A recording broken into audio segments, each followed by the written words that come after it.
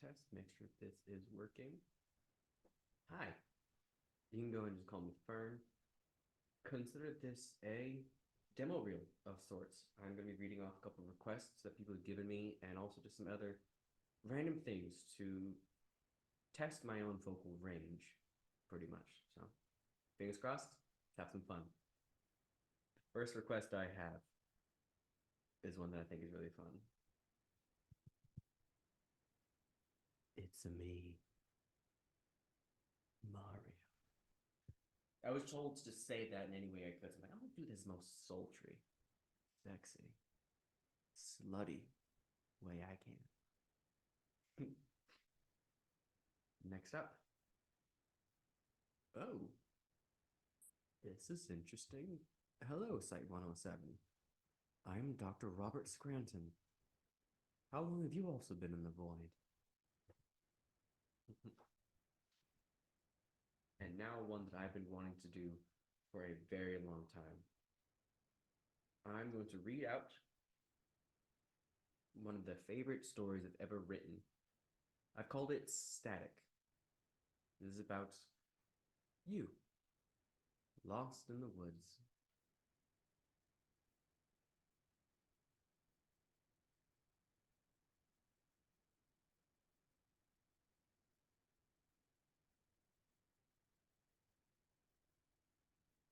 Lost in the woods with only the sound of wind to keep you company, and an ever-growing rise of radio static, seemingly getting louder and closer. You find the source, a single walkie-talkie. You can't use it though. It seems someone is always on the other side. All you hear is static, garbled noise, harsh wind, and the occasional abrupt feedback. You can't turn it off either. You remove the batteries, but it still shouts. You realize you can switch the channel of the radio, hoping it'll finally quiet down. It works, but not as you expect. The harsh static has shifted as you switch channels to direct, eerily specific messages to you from multiple, overlapping voices. Some you can distinctly hear are inhuman. You decided to switch back to the static, but you can still hear the voices deep inside. Why are you in this forest? The static calls. Are you lost? Like some idiots who, filled with hubris, decided to venture out into the dark. Are you an unfortunate soul, soon to fall victim to whatever calls this darkness home? You try to ignore the voices and continue forward into the woods. Wait, what direction are you going now? Are you going deeper into the trees, or are you leaving? You thought you were leaving, but the repeating foliage makes discernment difficult. You've been walking and hearing static for so long that you no longer hear it. It's become part of the nightmare, the nighttime ambient sound. You still have the radio with you, clinging tightly to it as it spits out insults and doubts, in the vain, foolish hope that you can reach an area where a new radio frequency takes over and you can ask for help. You begin to doubt help is coming, however. Has that crunch of leaves and branches always been your own steps? Has that howl always sounded so close? Why even bother asking these paranoid questions? Because you wonder. Despite the fear, the worry, you still wonder about these things. The desperation to hold on to any fact that cannot be shaken beckons you to ask these questions, even though they only add to your terror. Would having another physical body to walk with you ease your paranoia, even if there's a chance their intentions are malice? Would it be better than the lone walk you are currently on? The only proof of humanity being the broken, static, disrupted voices cursing you through the radio in your hands. Their vile insults almost tempting you to throw the radio deep into the darkness away from you. Yet you strangely cannot stand to do so. The monotony of sound in these dark woods breaks with a new tone in the distance. It's far and quiet, but you recognize it instantly. Music. A faint, calm, electronic melody coming from somewhere before you. You're confused. This new sound should have filled you with hope, but this new change only comes with dread and questions. Where is this music coming from? Is it actually another soul? Another lost wanderer in these seemingly endless woods?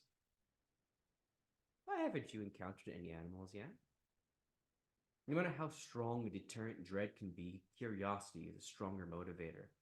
You press on towards the music, hoping and praying it's a kind soul that will guide you home.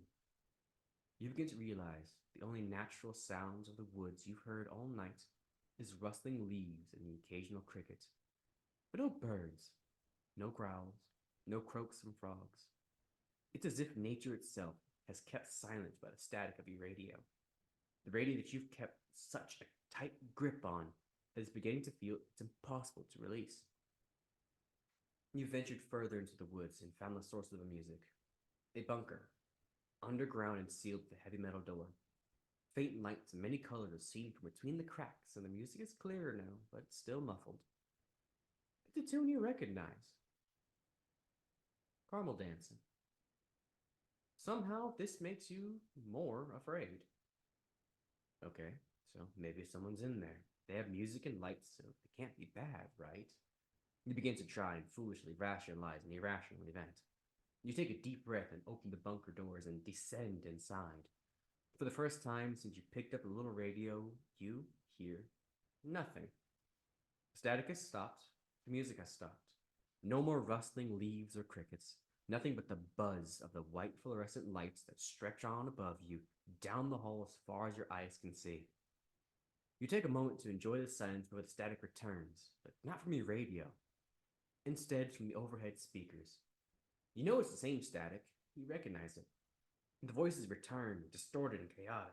Confused and pained, they screech from overhead, as if they too don't know what this place is. Beyond the discordant cacophony, your heart, you hear beeps, like Morse code, too soft for you to decipher. The noise is too much for you to turn back to go up the stairs and return to the forest, but all you see is the hallway. Your stairs are gone.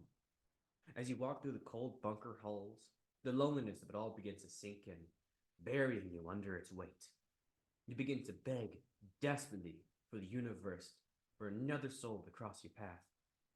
Even if it was a malicious soul, it would then justify your fear, give you a reason to run in terror.